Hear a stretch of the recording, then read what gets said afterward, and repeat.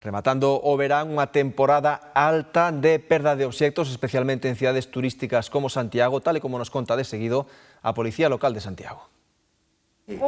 Algúns non regresan de novo ata as nosas mans. Sodes dos que perderon algo este verán. Moitos móviles, chaves, gafas, carteiras, xoguetes, mochilas, instrumento musical, espada e incluso drons.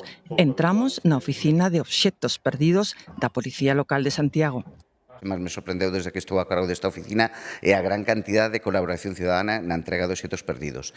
Ven a través desta oficina, ven a través dos distintos patrullas na rúa, fannos chegar os seus obxectos perdidos e nós o que intentamos sempre é localizar os titulares dos obxectos e unha das cousas que máis me sorprendeu son a cantidad de teléfonos que se perden, pero moitísimos, máis ou menos podo yo decir que o ano pasado, pois eu creo que sobre 300 e pico teléfonos, e aínda son máis difíciles de localizar, a maior parte de teléfonos veñen apagados.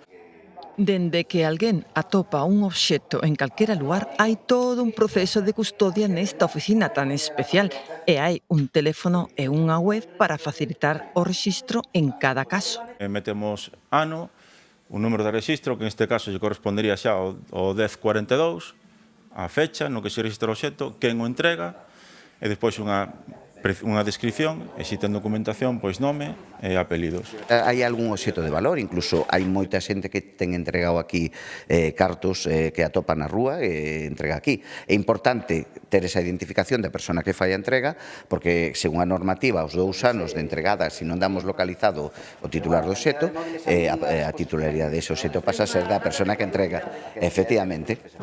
Aquelo que perdemos en verán ou en cada día pode ser un baúl de sorpresas, pero nunca hai que dar nada por perdido.